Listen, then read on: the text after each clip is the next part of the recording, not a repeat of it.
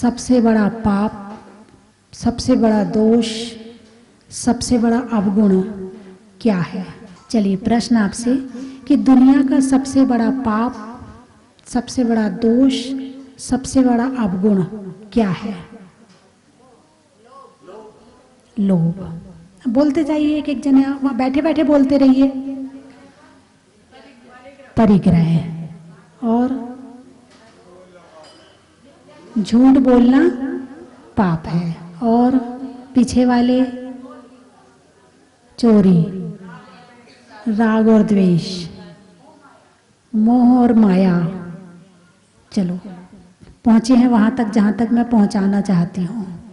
सबसे बड़ा पाप क्या है वो पूछ रही हूं आपसे। हिंसा और अहंकार। चलिए, और खड़े वाले लोग बताएंगे सबसे बड़ा पाप क्या है? मैं जो बोलूंगी ना आप तो उसको मानेंगे ही नहीं, जबकि जड़ वो ही है। सबसे बड़ा पाप है मिथ्यात्व। सबसे बड़ा पाप क्या है? हालांकि 5 पाप में इसकी गिनती नहीं करी गई, लेकिन सारे पाप इसी के कारण से होते हैं। सबसे बड़ा दोष मिथ्यात्व, सबसे बड़ा अवगुण मिथ्यात्व।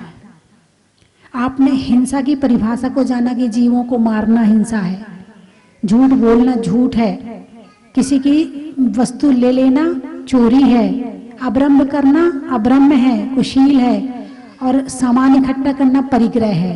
लेकिन ये सारे काम होते हैं मिथ्यात्व में। मिथ्यात्व का काम है बुद्धि को उल्टी कर देना। क्या काम है मिथ्यात्व का? बुद्धि को उल्टी कर देना। अब जब उल्टी बुद्धि हो जाएगी तो सारे पाप होंगे कि नहीं होंगे? कषाय होगी कि नहीं होगी? क्रोध मान माया लोभ होगा कि नहीं होगा? हैं? मोह और माया होगी कि नहीं होगी? सब कुछ होगा। और ये मोह से ही उत्पन्न होता है। किससे उत्पन्न? मिथ्यात्व किससे उत्पन्न होता है? मोह से। अब सबसे बड़ा कौन सा हो गया? अब सबसे बड़ा पाप कौन सा हो गया? मोह हो गया, क्योंकि मोह का बच्चा मिथ्यात्व है। मोह का बच्चा मिथ्यात्व है। जैसे मोह के भेद हैं, उन भेदों में 28 भेदों में एक भेद है मिथ्यात्व। तो अब आ गए हम मोह पर। तो मिथ्यात्व 2 तरह का, ग्रहित मिथ्यात्व, अग्रहित मिथ्यात्व। मोह के भेद करें तो मोह का मतलब आप जानते तो हो ना, क्या है? मोह का क्या मतलब होता? प्रेम, यही ना? अरे बोलिए ना, क्या होता? प्रेम होता, क्या होता है? अगाढ़ प्रेम। कितना प्रेम? अगाढ़ प्रेम। तो मोह जो है वो सबसे बड़ा पाप भी है, सबसे बड़ा कर्म भी है, सबसे बड़ा दोष भी है, सबसे बड़ा अवगुण भी है। क्या? मोह है। आपको मोह है कि नहीं है? यदि आपका बेटा आपसे मोह ना करे तो कैसा लगेगा? गुस्सा आएगा नहीं आएगा? आएगा। हैं? 4 जगह जाओगे, मेरे से मोह तो इसको है ही नहीं है, मेरे प्रति तो इसको है ही नहीं है, ऐसे करोगे ना? मोह ना हो तो दुखी हो जाते हो, लेकिन सम्यक दृष्टि जीव जो होता है वो मोह नहीं होने पर सुखी होता है। सम्यक दर्शन सबसे बड़ा गुण, यदि दुनिया में कोई है तो उसका नाम है सम्यक दर्शन। वो आपके पास है कि नहीं है? बोलिए ना, सम्यक दर्शन है? अच्छा, सम्यक दर्शन किसे कहते तो मान लूंगी कि है आपके पास में। तत्वार्थ श्रद्धानम सम्यक दर्शनम। तत्वों के श्रद्धान को सम्यक दर्शन कहते हैं। सही है ना? अरे बोलिए ना, हाँ वाले हाथ उठाओ कि मैंने सही कहा। तत्वों के श्रद्धान को सम्यक दर्शन कहते हैं। उठाइए हाथ। नहीं, अभी बात अधूरी है। कुछ लोगों ने हाथ नहीं उठाया, पता नहीं गलत है कि सही है। तत्वों के यथार्थ श्रद्धान को सम्यक दर्शन कहते हैं, मात्र श्रद्धा नहीं। सम्यक दर्शन ये सूत्र आया है तत्वार्थ सूत्र में, तत्वार्थ श्रद्धानम सम्यक दर्शनम, तत्वार्थ सूत्र का दूसरा सूत्र है ये। इसका अर्थ है तत्व अर्थ श्रद्धानम सम्यक दर्शनम। क्या? तत्वार्थ श्रद्धानम सम्यक दर्शनम। तत्व श्रद्धानम सम्यक दर्शनम नहीं है, तत्वार्थ श्रद्धानम सम्यक दर्शनम है। बात समझ में है कि नहीं? मात्र जीव अजीव आश्रय बंध संवाद नजरा मोक्ष, चलो हमें तो श्रद्धा है इन पर। अब तुम जानते नहीं हो तो श्रद्धा क्या करोगे? श्रद्धा करने के लिए जानना भी तो जरूरी है। यदि आप किसी के फैन हो तो उसके अंदर उसके गुणों को जानते हो ना, कि उसके फैन क्यों हो तुम्हें उसकी क्या चीज अच्छी लगती है। जब तक कोई चीज अच्छी नहीं लगेगी तो उसके आप फैन कैसे बनोगे? बात समझ में आई कि नहीं आई? यानी उसके गुणों को जानना जरूरी है कि इसके अंदर ये गुण है, इस कारण से हम इसके फैन हैं। कोई बिना फालतू में किसी का फैन नहीं बनता है, उसे कुछ ना कुछ तो उसके अंदर दिखता है। ऐसे ही तत्वों के अंदर जब दिखना शुरू हो जाए, जब अर्थ नजर आने लगे, उस पर श्रद्धान होने लगे, और फिर जो श्रद्धान हुआ है उसका नाम है सम्यक दर्शन। दर्शन का क्या मतलब होता है? देखना। संस्कृत में दर्शन, हिंदी में देखना। संस्कृत में दर्शन और हिंदी में देखना। तो देखने के लिए तो आप बहुत सारी चीजें देखते हो। यदि किसी लड़के की शादी करनी हो तो देखने के लिए क्या जाते हो? लड़की देखने जाते हो ना, तो सम्यक दर्शन होगा कि नहीं होगा? नहीं होगा। तो लड़की की आत्मा देखने जाते हो कि लड़की का शरीर देखने जाते हो कि गुण देखने जाते हो? क्या देखने जाते हो? हैं? सच बताना, जरा सा रंग फीका होगा। नहीं, हमारे कुटुंब में तो ऐसी बहू है ही नहीं, हमें तो गोरी चाहिए, और जितनी हमारे यहाँ है ना उनसे ज्यादा सुंदर चाहिए। स्वभाव कम देखेंगे और शक्ल ज्यादा देखेंगे, यही है ना। लड़की देखने जा रहे हैं भाई, लड़की कैसी देखना है? लड़की की आत्मा देखना है, लड़की के बाल देखना है, कान देखना है, नाक देखना है, कि उसके भाव देखना है, कि उसका धर्म देखना है, कि उसका स्वभाव देखना। क्या देखने जा रहे हो? नहीं, उस लड़की देखने जा रहे हो। अरे लड़की में क्या खूबी देखने जा रहे हो आप? पहले के समय में जब शादी के लिए लड़की देखने जाते तो पूछते थे तत्वार्थ सूत्र आता कि नहीं आता, भक्तांबर आता कि नहीं आता। युवा मेरी बात सुने, पहले पूछते थे कि भक्तांबर आता कि नहीं आता, पूजा आती कि नहीं आती, मंदिर जाती है कि नहीं जाती है। अब क्या पूछते हो? कौन सा हीरो पसंद है? हैं? कितना पैकेज है? लड़की पूछेगी कितना पैकेज है, और लड़का पूछेगा कौन सा हीरो पसंद है, कौन सा गाना पसंद है। जमाना बदल गया है। अरे अब तो जमाना इतना एडवांस, स्वार्थ का जमाना आ गया है, स्वार्थ का। लड़की भी उस लड़के को घास डालेगी जहां से ये हरे हरे नोट दिख रहे हो। प्यार व्यार तो खत्म ही हो गया, प्रेम प्रेम नाम की चीज तो खत्म हो गई। अब जहां पर कुछ मिल रहा हो तो प्रेम है, और जेब खाली होने के बाद कोई प्रेम नहीं है।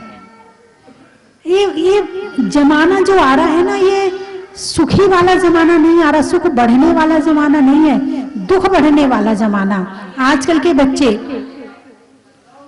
ना तो धर्म के प्रति समर्पित हैं, चाहे ठोकर खा के आदमी आए धर्म में, लेकिन आएगा तो सही। अभी भटकले हुई जवानी है ना, अभी नहीं समझ रहा है। जब ठोकर खाएगा, थोड़ा सा शरीर कमजोर होगा, बुढ़ापा आएगा, कोई साथ नहीं देगा, फिर आएगा भगवान अब आप ही संभालो। फिर वहां ज्ञान करेगा, फिर थोड़ा पढ़ेगा, फिर धर्म करेगा, फिर वो समझाने की कोशिश करेगा दूसरे को, दूसरे की समझ में नहीं आएगी। वो कब समझेगा? यानी अकल जो है बादाम खाने से नहीं। ये तो मैंने कहा ही नहीं, आपको कैसे पता है? सुख ने कितनों को धर्मात्मा बनाया मुझे नहीं पता। सुख ने कितनों को धर्मात्मा बनाया मुझे नहीं पता, पर दुख ने करोड़ों को धर्मात्मा बना दिया। दुख ने करोड़ों को धर्मात्मा बना दिया है। इसलिए सुख अच्छा या दुख अच्छा?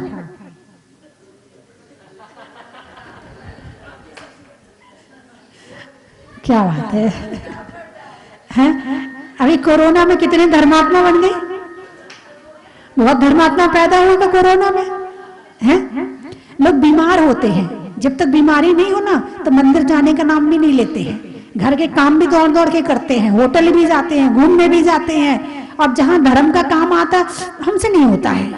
अब उसके शरीर में कोई बीमारी आ गई, बस माता जी कोई माला बता दो, आपके पास बैठना बहुत अच्छा लगता है। अच्छा, बीमारी आ गई तो हमारे पास बैठना अच्छा लगता है, जब बीमारी थी तो दुनिया वालों के पास बैठना अच्छा लग रहा था। तो मैं तो ये मानती हूं कि दुख बहुत अच्छा है। आप मानते हो कि नहीं? कम से कम भगवान तो याद आ जाते हैं। मैंने एक दिन और बताया था कि दुख सुख को देकर के जाता है और सुख दुख को देकर जाता है। जब दुख आता है तो खूब धर्म करते हो, खूब धर्म करते हो तो सुख आ जाता है, फिर सुख आता है तो खूब पाप करते हो, खूब पाप करते हो तो दुख आ जाता है। ऐसा है कि नहीं है कि सुख दुख को, मैंने बड़ा सोचा कि भाई ऐसा क्यों कहा है कि सुख दुख देके जाता है, दुख सुख देके जाता है, कारण क्या है? कारण ये है कि दुख में आदमी धर्म करता है तो सुख आ जाता है, और सुख में पाप करता है तो दुख आ जाता है। अब बताओ क्या अच्छा है? दुख ही अच्छा है। यदि कोई बीमारी हो जाए तो बीमारी होने के बाद आदमी बहुत सारे पापों से बच जाता है। आपने चिंतन करना, मनन करना, आप अपने ऊपर रिसर्च करना कि जब से मेरे ऊपर ये बीमारी आई है तब से मैंने कितने सारे कौन कौन से पाप नहीं किए हैं।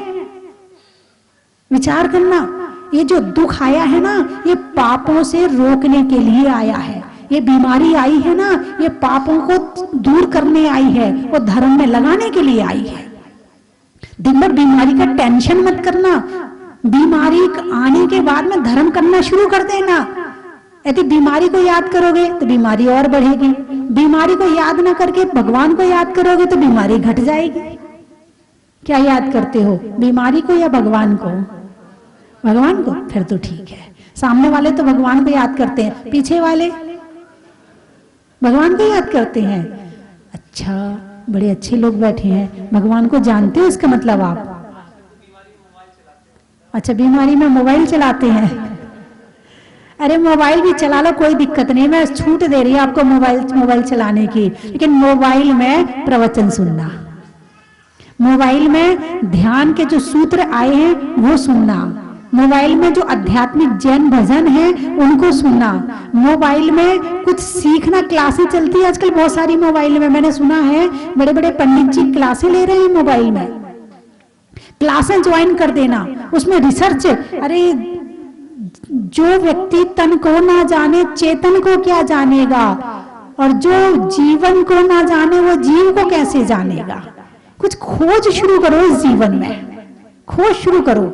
ये खाते पीते और बाहर की जिंदगी जीते, और जिस दिन से खोज शुरू हो जाएगी वहीं से तत्वात श्रद्धानम शुरू हो जाएगा।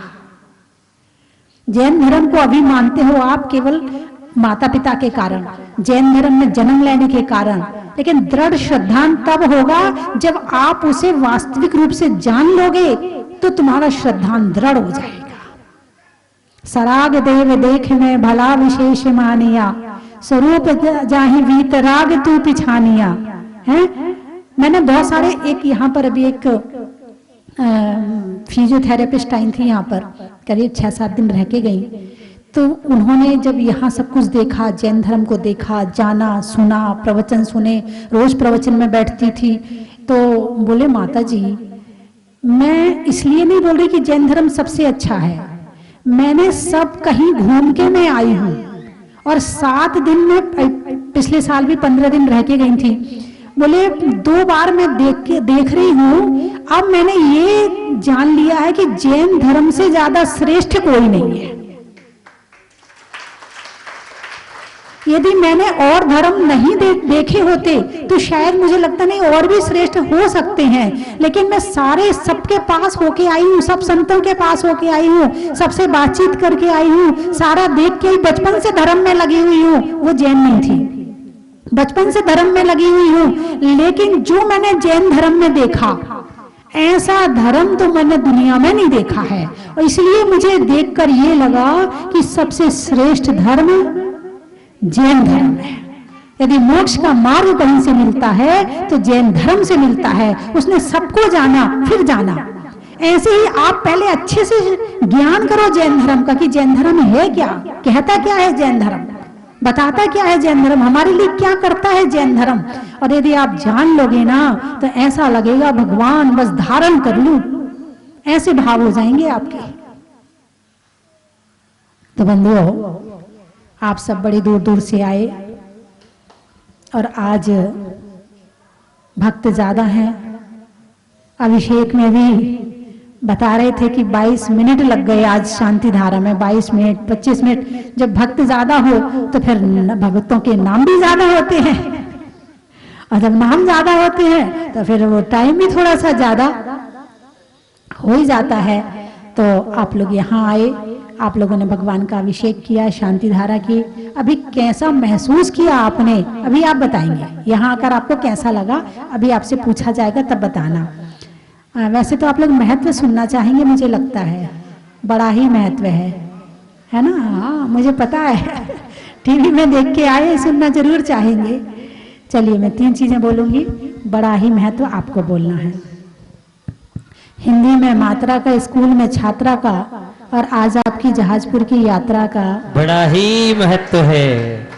नारी में शर्म का, भोजन में गर्म का, और जीवन में जैन धर्म का बड़ा ही महत्व है। अनाज में दाने का, इनाम में पाने का, और आपके मुस्कुराने का बड़ा ही महत्व है। चलिए अब बताइए कहाँ कहाँ से आए हैं। मालथोन, जिला सागर। अच्छा, प्रश्नों में कौन का, व्यापारियों में फोन का, और आने वालों में जिला सागर मालथोन का। बड़ा ही महत्व है। सिलचर है, सिलचर पक्षी में पर का, प्रभु के दर का, और आने वालों में सिलचर का। बड़ा ही महत्व है। आम की बोर का, खाने में कौर का, और आने वालों में इंदौर का। बड़ा ही महत्व है। गुवाहाटी। नलखेड़ा, भोजन में बड़ा का, गर्मी में घड़ा का, और आने वालों में नलखेड़ा का। बड़ा ही महत्व है। कौन सा वर? कोचिंग। इछावर। अच्छा, दवाइयों में डावर का, गांव में व्यावर का, और आने वालों में इछावर का। कोचिन। कोचिन। कोचिन। हाँ। महिलाओं में पिन का, होने में दिन का, और आने वालों में कोचिन का। बड़ा ही महत्व है। साड़ी में फॉल का, साड़ी में फाल का, गर्मी में रुमाल का, और आने वालों में इम्फाल का। बड़ा ही महत्व है। गुवाहाटी। जंगल में शेर का, फलों में बेर का, और आने वालों में सुसनेर का। बड़ा ही महत्व। नहीं होने में रंज का, पंजाब में पंज का, और आने वालों में सिरसागंज का। बड़ा ही महत्व है। सुजालपुर, पुर वाले इकट्ठे हो जाओ। रिश्तों में ससुर का, देवों में असुर का, आने वालों में सुजालपुर का, जयपुर का, शिवपुर का, जोधपुर का, सारेपुर का। बड़ा ही महत्व है। आष्टा, बच्चों में टाटा का, फूल में कांटा का, और आने वालों में आष्टा का। बड़ा ही महत्व है। गुवाहाटी। राजस्थान में दाल बाटी का, ट्रेन में टीटी का, और आने वालों में गुवाहाटी का। बड़ा ही महत्व है। रांची। चिड़िया में चीची का, फलों में लीची का, और आने वालों में रांची का। बड़ा ही महत्व है। अमरावती, सुधरने में मती का, होने में अच्छी गति का, और आने वालों में अमरावती का। बड़ा ही महत्व है। अजनास, अच्छा, राजा में दास का, राजा में दास का, जंगल में बांस का, और आने वालों में अजनास का। बड़ा ही महत्व है। प्रतापगढ़। सावला, टल्ले में बला का, टल्ले में बला का और गाने में गला का और आने वालों में सावला का। बड़ा ही महत्व है। मेड़ता सिटी, प्रतापगढ़, अहमदाबाद, नहीं होने में विवाद का, गुरुओं के आशीर्वाद का और आने वालों में अहमदाबाद का। बड़ा ही महत्व है। प्रतापगढ़, वृक्षों में बड़का, नहीं करने में गड़बड़ का और आने वालों में प्रतापगढ़ का। मेड़ता सिटी, ट्रेन में टीटी का, घर में बेटी का और आने वालों में मेड़ता सिटी का। बड़ा ही महत्व है। बांसवाड़ा, महिलाओं में कड़ा का, गर्मी में घड़ा का और आने वालों में बांसवाड़ा का। मुंबई, महीनों में मई का, रजाई में रुई का, आने वालों में मुंबई का। बड़ा ही फूलों में चमन का, करने में नमन का और आने वालों में कुचामन का। बड़ा ही महत्व है। जंगल में शेर का, फलों में बेर का, आने वालों में अजमेर का। हल्द्वानी, हल्द्वानी, हरदा, छोड़ने में जर्दा का, छोड़ने में जर्दा का और घर में दादा का और आने वालों में हरदा का। बड़ा ही महत्व है। बोलने में मीठी वाणी का, मंदिर में जिनवाणी का और आने वालों में हल्द्वानी का। बड़ा ही महत्व भाई है। जिनका बोल दिया वो बैठे रहे, दूसरों का सुन के जाएं। सबका सम्मान होगा, सभी लोग बैठ जाएं। अलवर, पक्षी में पर का, शरीर में सर का और आने वालों में अलवर का। बड़ा ही महत्व है। देवास, बहू में सास का, लेने में सांस का और आने वालों में देवास का। बड़ा ही महत्व है। पानी में गागर का, वृक्षों में आकर का और आने वालों में सागर का। बड़ा ही महत्व है। अम्बा, करने में वाह वाह का और दर्द में आह आह का और आने वालों में अम्बाहा का। बड़ा ही महत्व है। बिजोद, कुजोद, दुजोद, हैं? होने में बोध का, करने में शोध का और आने वालों में दुजोद का। बड़ा ही महत्व है। क्या कह रहे हैं? आनंदपुर कालू, अच्छा, चाय में चालू का और बिहार में लालू का नहीं नहीं, मुख में तालू का और आने वालों में आनंदपुर कालू का। बड़ा ही महत्व है। बच्चों में शोर का, जंगल में मोर का और आने वालों में इंदौर का। बड़ा ही महत्व है। अब पूरे भारत का बोल दिया। लिखने में खत का, मकान की छत का और आने वाला में भारत का। बड़ा ही महत्व है। बोलिए 24 भगवान की। श्री सोनलाल जी, उर्मिला जी जैन तथा उनके 5 पोतिया बड़जात्या सहपरिवार निवासी डिब्रूगढ़ हिली, मूल निवासी चोमू, श्रीमती गुणमाला देवी, विनोद जी, रवीना छाबड़ा, अरायना, संगीता, निर्मल, संयम, हर्षित राव परिवार जयपुर, रतन, लता लुवाड़िया, दिलीप जी, सरिता, प्रतीक, सोनाली, सम्यक लुवाड़िया परिवार संध्या बाजार हावड़ा कलकत्ता, श्री मोहनलाल जी, पंकज, प्रिया, नीरज जी, मोनिका, ऋतु, भूमिका, पलाक्ष, नक्श, निष्ठा, समस्त कासली परिवार सवई माधोपुर, श्री पंकज जी, सुंदरलाल जी, बुलावत, पंकज जी के स्वास्थ्य लाभ हेतु मुंबई, श्री स्वरूप चंद जी जैन, सुंदरबाई बाकलीवाल पुत्री, दामाद पिंकी, राजेश जी कटारिया, कटलूर तमिलनाडु, श्री हीरालाल जी, मंजू देवी, संदीप जी, रिंकू जी, जैसल जी जैन सहपरिवार कलकत्ता जयपुर, श्रीमती सुधा, धर्मपत्नी राधेश्याम जी अग्रवाल तुमसर महाराष्ट्र, श्री जौहरी लाल जी, स्वस्तिधाम गौरव अध्यक्ष सहपरिवार हरिद्वार। आज आके बहुत ही अच्छा लगा। 3 साल पहले आया था, उस समय मतलब मंदिर बन रहा था जहाजपुर, लेकिन आज देखा तो पूरा एकदम कायाकल्प हो गया। धन्यवाद। आया हूँ यहाँ पे और बहुत अच्छा लगा आके। मैं यूँ नॉर्मली इतना धर्म में इन्वॉल्व नहीं होता, लेकिन अच्छा लगा आके आज। मैं कोचीन से आया हूँ और कल मैं मेरे गांव आनंदपुर कालू गया था, तो वहाँ शाम तक तो मेरा यहाँ आने का कोई प्रोग्राम ही नहीं था और अचानक मन में भाव आया कि नहीं जहाजपुर जाना है और रात को 12 बजे यहाँ पहुँचे। और सब व्यवस्था अच्छी, बहुत अच्छी व्यवस्था बन रखी है। मैं 3 साल पहले भी यहाँ आया था, तो यहाँ कुछ 3-4 साल पहले आया था, तो यहाँ कुछ था नहीं ऐसे, तो दर्शन करके यहाँ भगवान की वेदी यहीं थी, तो इस बार बहुत मज़ा आया, बहुत आनंद आया। और बच्चों ने शांति धारा करी। 3 साल से कोशिश कर रहा हूँ यहाँ आने की, लेकिन मैं जयपुर तक पहुँचता हूँ और जयपुर तक पहुँचता हूँ और मुझे वापस जाना पड़ता है। और इस बार भी जब मैं आया होटल में मेरे फीवर हो गई, कलश करके काफ़ी अच्छा लगा। जहाजपुर आने के लिए 3 साल से मैं सोच रहा था। आज बड़ा हमको सौभाग्य मिला कि मैं यहाँ आकर बहुत अच्छा लगा। और जो नाम मैंने सुना था जहाजपुर का, वही इसका हमको वो मिला है देश। और हम तो मतलब हमारे यहाँ तो मतलब ये रही हैं माता जी, बस यही हम आज हम इंदौर से यही सोच के आए थे कि शांति धारा हम लोग ही करेंगे, पर पता नहीं शायद योग ही नहीं बैठा हमारा कि आज हम शांति धारा नहीं कर पाए।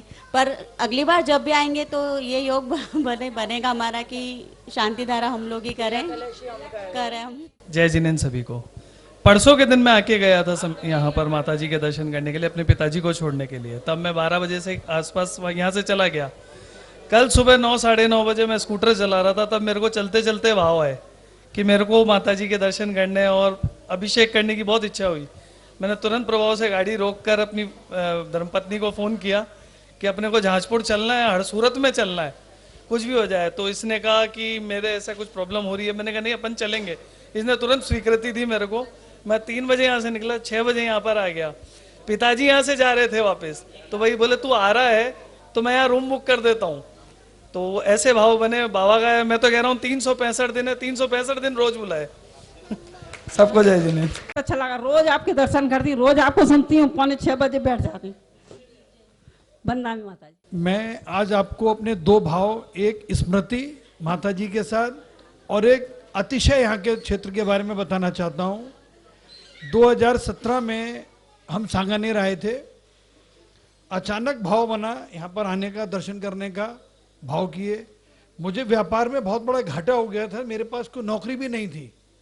तो यहाँ पर दर्शन करे, माता जी का आशीर्वाद ले जाते ही मुझे एक जगह से नौकरी का ऑफर आ गया। जाते ही मैंने वहाँ पर नौकरी शुरू करी और ये मुझे यहाँ का अतिशय का मुझे यहाँ लाभ मिला। मेरी बेटी का विवाह मैं काफ़ी समय से बहुत परेशान था, विवाह संपन्न नहीं हो पा रहा था। यहाँ पर आकर आशीर्वाद लिया और अभी पिछले फरवरी मार्च में फोटो दिया था माता जी ने मुझको, पिछली बार जब दर्शन करने आए थे यहाँ पर हम। तो उसके आगे मैंने भाव रखे अपने कि मेरी बेटी का विवाह हो जाए, फिर मैं दर्शन करने आऊँगा। तो मेरा विवाह बेटी का बहुत अच्छा संपन्न हुआ, आनंद के साथ। मेरे पास पैसे भी इतने नहीं थे, लेकिन पता नहीं कहाँ से क्या हुआ, चमत्कार ऐसा किया प्रभु ने, बहुत अच्छी विवाह मेरा हुआ, बहुत अच्छा बेटी का विवाह किया। और स्मृति ये मेरी 2005 में जब आप विराजमान थी शिखर जी पर, चोपड़ा कुंड पर, तो आपके मार्गदर्शन में हमने वहाँ 3 वंदना माता जी के साथ की। ये वाली छोटी वाली 2-2.5 साल की थी। फिर आपके शामली में दर्शन किए, फिर यहाँ किए, फिर हमें आपसे अवसर मिला। यहाँ आकर बहुत ही अच्छा लगा, बहुत अच्छी व्यवस्था रहने की। रात करीब 1:15 बजे हम यहाँ पर पहुँचे और बहुत अच्छी व्यवस्था है यहाँ पर। धन्यवाद। पिताजी ने मंदिर बनवाया है कॉलोनी में, मूल नायक पारसनाथ भगवान विराजमान करें। मैं पारसनाथ भगवान से वहाँ जाकर रोज प्रार्थना करता, प्रभु मेरे को जहाजपुर के दर्शन करवाओ और यहाँ आने का अवसर मिले। आज महान पुण्य के उदय से जहाजपुर के दर्शन भी हुए, अभिषेक भी हो, माता जी का आशीर्वाद भी मिला। वंदना भी माता जी। सन 2013 का महावीर जयंती का वो दिन, जिस दिन मनुष्यप्रत भगवान यहाँ पास ही स्थित जहाजपुर नगर में प्रकट हुए थे, उस दिन परम पूज्य माता जी पास ही देवली नगर में विराजमान थी। जैसे ही ये समाचार मिला, माता जी तुरंत वहाँ से यहाँ पधारी। और आज ये जो विशाल मंदिर आप देख रहे हैं, उस दिन तो कभी सोच भी नहीं सकता था कि यहाँ पर इतना बड़ा विशाल मंदिर इस तरह से बनेगा। जब माता जी यहाँ पधारी, तब एक के बाद एक यहाँ कितने अतिशय हुए हैं, वो सब आपने यहाँ इस पर जो अंकित हैं वो भी पढ़ भी लिए होंगे। लगातार यहाँ जब भगवान की प्रतिमा विराजमान थी, तब उनमें नाभि में स्पंदन, मस्तक से अभिषेक, कई सारे लगातार एक के बाद एक यहाँ पर अतिशय होते रहे। जब परम पूज्य माता जी ने जब मंदिर पूर्ण हो गया, तब यहाँ के पंच कल्याण के लिए आचार्य ज्ञान सागर जी महाराज को यहाँ बुलाया। ज्ञान सागर जी महाराज जब यहाँ पधारे, तब इस विशाल मंदिर को देख करके उनके जो भावना थी कि पूरे विश्व में इस तरह का कोई मंदिर नहीं है। अब आज ये मंदिर और इस मंदिर का सारे विश्व में ख्याति है। एक और बात मैं आपको बताना चाहूँगा कि हमारे बीच विराजमान माता जी ये कोटा से 2012 का चातुर्मास करके यहाँ पधारी थी। उसके बाद में हमारे माता जी को गणनी पदवी ज्ञान सागर जी महाराज ने इसे पंच कल्याण के दौरान प्रदान किया था। अब यहाँ तो एक के बाद एक अतिशय हो रहे हैं, उसकी मैं अभी अधिक नहीं बोल करके मैं माता जी को एक बार पुनः वंदना। पारस चैनल पे आपके प्रवचन सुनते हैं, पिताजी साथ में सुनते थे 3 साल पहले से, और जब वो यहाँ पे आप प्रवचन करती थी और प्रवचन के वो बाद में जो आरती होती थी उसमें पिताजी खड़े होकर 90 साल के थे, उनके पैर की हड्डी टूट गई थी, फिर वो खड़े होके आरती करते थे। उनकी भावना थी कि हम यहाँ पे दर्शन करें माता जी के और भगवान के, लेकिन कोरोना काल में वो नहीं आ पाए। इसके बाद हमें यहाँ आने का मौका मिला। माता जी आपके आशीर्वाद से मुझे यहाँ के बहुत अच्छे दर्शन लगे, थोड़ा व्यवस्थित काम है, आपके आशीर्वाद से हुआ है। बंदाई माता जी, बंदाई। अच्छा लगा। मंदिर कैसा लगा? बहुत बढ़िया, बहुत बढ़िया। माता जी का आशीर्वाद मिला तुम्हें पूरा? माता जी पूरा अतिशय है, जो चल नहीं सकती हैं, उठ नहीं सकती हैं, ब्रेन हेमरेज की मरीज हैं, रोज प्रवचन सुनती हैं, अगर थोड़ी देर हो जाए तो चिल्लाती हैं, खोलो ना माता जी निकल गई, माता जी निकल गई। हाँ तो और देखो अचानक मेरा बिहाव बना कि मेरे को माता जी के दर्शन करने। मैंने वैसे ही अचानक फोन आया बहन का, मन का हम तो जहाजपुर जाने का मन बन रहा है, बोले अम्मा को कराएंगे, हम मेरे को ले चलो, मैं भी आऊँगी। इसी के पिताजी खत्म हुए उसी अनुराय में मैं आई थी, जो दौड़ के गाड़ी अपने दोस्त को लेकर गया, नानी को ले आया और नानी के आज दर्शन हो गए। माता जी आज हम पूरे सार्थक हो गए, 6 बहनें, 1 भाई था वो भी परलोक, तो जो अकेली बेटियों के साथ हैं, पर इनके दर्शन पूरे हुए। जो रोज भावना भाती थी आपके दर्शनों की और मंदिर देखने। हमारे साथ तो पूरा अतिशय हुआ है 2 दिन के अंदर। चलो रे चलो, चलो रे चलो रे चलो, चलो जहाजपुर, चलो रे चलो रे चलो, चलो रे चलो।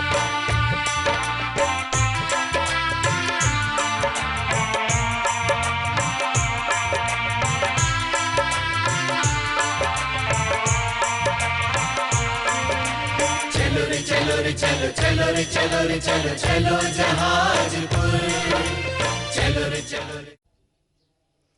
जय जिनेंद्र बंधुओं, हम सबके महान पुण्योदय से भूगर्भ से प्रकटित स्वस्ति धाम जहाजपुर में साक्षात विराजमान चैतन्य चमत्कारी 1008 श्री मुनीश्वरनाथ भगवान के पावन छत्र छाया में, पावन निश्राम में स्वस्ति धाम प्रणेता गणनी आर्य का स्वस्ति भूषण माता जी का 26वां मंगलमय वर्षा योग यहाँ पर चल रहा है। इसी दौरान आने वाली 10 सितंबर से 19 सितंबर तक पर्वाधिराज पर्युषण महापर्व का आयोजन होगा और इस पर्वाधिराज 10 लक्षण पर्व में परम पूज्य गुरु माँ स्वस्ति भूषण माता जी के सत्संग पावन सानिध्य में एक श्रावक संस्कार एवं साधना शिविर का आयोजन यहाँ पर किया जा रहा है, जिसमें आप सादर आमंत्रित हैं। जो भी अपने जीवन को सही राह में, सही मार्ग पे आगे बढ़ाना चाहते हैं और पूज्य माता जी ने जो साधना की है उनकी साधना का प्रभाव आप देखना चाहते हैं, तो आप इस शिविर में अवश्य पधारें। प्रतिदिन सुबह 5 बजे से कार्यक्रम प्रारंभ होगा, जो शाम को 8 बजे तक चलेगा। सुबह ध्यान एवं योग और उसके बाद में अभिषेक, शांति धारा, सामूहिक पूजन, दोपहर में प्रतिक्रमण, साधना और इसके अलावा तत्वार्थ सूत्र का स्वाध्याय, शाम को सांस्कृतिक कार्यक्रम और भी कई आयोजन यहाँ पर होने हैं। सभी के लिए आवास एवं समुचित व्यवस्था है भोजन की। बंधुओं, कोरोना महामारी चल रही है। इस शिविर में जो भी आना चाहते हैं वो अपनी RT-PCR रिपोर्ट साथ में लेकर के आए। नेगेटिव रिपोर्ट लेकर आएंगे तभी उनको इस शिविर में बैठने की अनुमति दी जाएगी। धन्यवाद। कंचन की थाल को सजाओ रे आज, रत्नों की थाल को भर लाओ रे आज, आओ आओ करे रे गुणगान आरती भगवन की, आओ आओ करे गुणगान आरती भगवन की, आओ आओ करे रे गुणगान आरती भगवन की।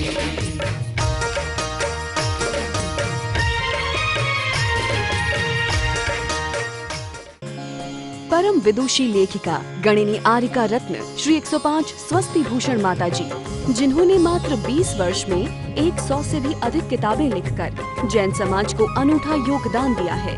बड़े बड़े विधान जैसे कल्पद्रुम महामंडल विधान, सिद्ध चक्र महामंडल विधान, इंद्रध्वज महामंडल विधान एवं विशेष जनपद पूजांजलि आदि महत्वपूर्ण साहित्य बहुत ही सरल व सुबोध शैली में लिखे हैं। इसमें गद्य एवं पद्य साहित्य भी समाहित है। इन महान साहित्यों को पढ़कर आप भी अपने ज्ञान का विकास कर सकते हैं। साहित्य प्राप्त करने हेतु आज ही संपर्क करें। संपर्क सूत्र 7906062500 98683 45768।